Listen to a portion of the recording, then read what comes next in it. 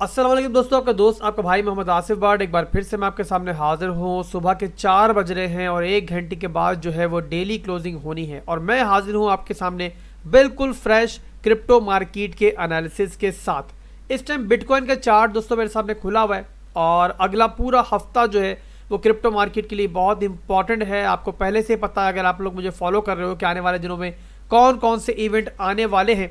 और कल की मेरी अगर आपने वीडियो देखी हो तो वहाँ पर मैंने आपको मार्केट का सिनेरियो एक कहानी की तरह सुनाया था कि किस तरीके से मार्केट बिहेव कर सकती है, कौन से मूव पर आपको कौन सा कदम उठाना है। तो सारी चीज़ें दोस्तों आपके सामने हैं कि कल की वीडियो देखकर अगर अभी की मार्केट को देखोगे तो आपको आइडिया होगा कि ये सब तो आपको पहले से मालूम था और आपको आसिफ भाई ने सब कुछ पहले से ही कहानी की तरह एक बात समझाई हुई थी। और मैं उम्मीद करता हूँ कि इतनी आसान ज़ुबान इस्तेमाल करने के बाद आप हर एक को मेरी बात समझ में आती होगी और मार्केट के एनालिसिस आपको हलवा लगते होंगे। अगर ऐसा ही है और आप लोग मुत्तफिक हो इस बात से तो आप लोगों ने कमेंट सेक्शन के अंदर मुझे फीडबैक देना है और इसके अलावा वीडियो को लाइक लाजमी कर दिया करो।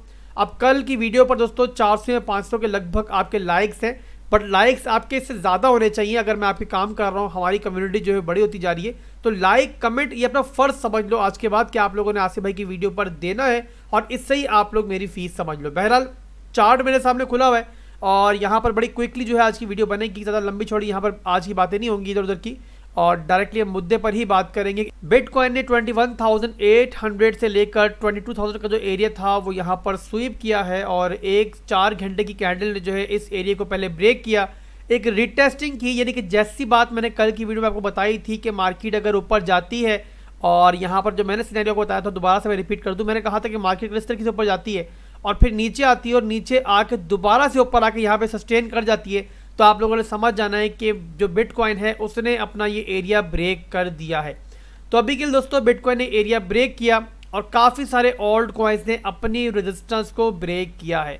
अभी की सूरत दोस्तों ये है कि मार्केट जो है इस टाइम कूल डाउन हो रही है और यहाँ पर इतने सारे इवेंट्स एक के बाद एक है कि आप कोई भी टेक्निकल एनालिसिस कर लो, आप किसी भी किस्म के फंडामेंटल एनालिसिस कर लो, फिर भी जो ये इवेंट है ये सबसे अहम किरदार अदा करेंगे मार्केट के नेक्स्ट मूव के ऊपर। कल दोस्तों सीपीआई डेटा जो है वो आना है और हमेशा हमने देखा है कि जब भी ये रिपोर्ट आती है सीपीआई डेटा की तो वो मार्केट पर डायरेक्ट कम से कम शॉर्ट टर्म के लिए तो असरअंदाज होती है। अगर तो जो कल रिपोर्ट आती है वो न्यूट्रल होती है, यानी कि जो साबका रिपोर्ट थी वैसी होती है या फिर उससे थोड़ी सी कम होती है, तो फिर दोस्तों ये मार्केट आपको बहुत ज़्यादा जो है वो बुलिश होती हुई नजर आएगी। मार्केट में फोमो भी दोबारा आएगा और उसके बाद आपको तमाम ओल्ड कॉइन्स जो हैं अपने रेजिस्टेंस को तोड़ते हुए एकदम से बूम करते हुए नजर आएंगे। और इसके अलावा आने वाले दिनों में आपको बिटकॉइन जो है बहुत आसानी के साथ 20,000 के एरिया को पहले ब्रेक करता हुआ नजर आएगा और उसके बाद फिर आने वाले दिनों में आपको 25,000 का जो एरिया है, जो कि लास्ट हमारा एक तरह से हमारा हाई था 4 घंटे के टाइम फ्रेम में, कि जिसके बाद बिटकॉइन ने अपने बेयर फ्लैग को ब्रेक भी किया था, वो एरिया आपको एक दफ़ा फिर से जो है वो रिटेस्ट होता हुआ नजर आ सकता है। यहां पर मैं आपको एक बात बता दूं मेरे भाइयों कि वो एरिया रिटेस्ट होने के बाद जो है बेयर फ्लैग की, जो कि पहले हमारी सपोर्ट थी, वो अब रेजिस्टेंस बन चुकी है और वही एरिया यानी कि बेयर फ्लैग की जो सपोर्ट टूटी थी वो भी रिटेस्ट होगी और हमारा लास्ट जो हाई था 4 घंटे के टाइम फ्रेम में वो भी जाके रिटेस्ट होगा। बट उसके लिए जैसे मैंने पहले बताया कि ज़रूरी है जो कल की रिपोर्ट आएगी उसको पॉजिटिव होना चाहिए, कम से कम न्यूट्रल होना चाहिए।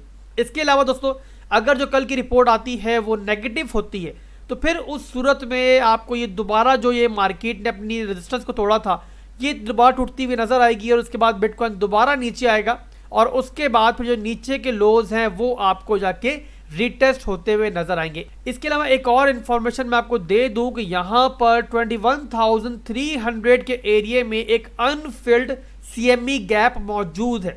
ऐसा पॉसिबल है कि कल जो है या आने वाले दिनों में आपको बिटकॉइन एक नीचे का जो है राउंड लगाता हुआ नजर आया और उसके बाद ये एरिया दोबारा से स्वीप करने के बाद यानी कि इस जो अनफिल्ड सीएमई गैप है इसको फिल्ड करने के बाद बिटकॉइन दोबारा उठता हुआ ऊपर नजर आया। तो यहाँ पर आप लोगों ने पैनिक तब तक नहीं करना जब तक हमारी डेली क्लोजिंग जो है वो इस एरिया से नीचे क्लोज ना हो जाए।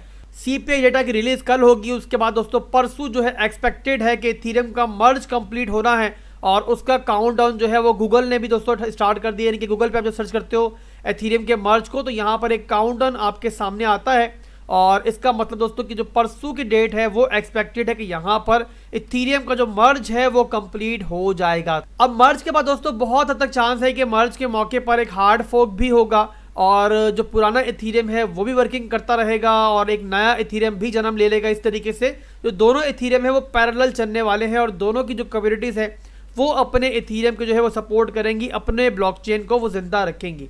अब यहाँ पर दोस्तों अंदाज़ा ये है कि जिन लोगों ने यहाँ पर फोमो में आके 800 की रेंज से इथीरियम को उठाना स्टार्ट किया था और मौजूदा रेट के ऊपर उन्होंने ला खड़ा किया है, इससे पहले दोस्तों इथीरियम बहुत ज़्यादा बूम हुआ है, तो वो सारे के सारे जाहिर सी बात है अब इथीरियम के मर्ज के बाद जो है प्रॉफिट बुकिंग करेंगे। खास तौर पे वो लोग कि जिन्होंने लालच में आके कि उनको 2 इथीरियम मिल जाएंगे, उन्होंने एंट्री ली होगी या फिर किसी ने शॉर्ट टर्म के लिए एंट्री ली होगी, तो वो जाहिर सी बात है प्रॉफिट बुकिंग करेंगे। तो उसके बाद एक बड़ा सेल प्रेशर इथीरियम पर भी आने की तवक्का है और वहां पर जब इथीरियम पर सेल प्रेशर आएगा तो जाहिर सी बात है कि जो मौजूदा मार्केट की पॉजिटिविटी है, मैंने बहुत दफ़ा बताया है कि वो बहुत हद तक जो है इथीरियम की मरहून मिन्नत है।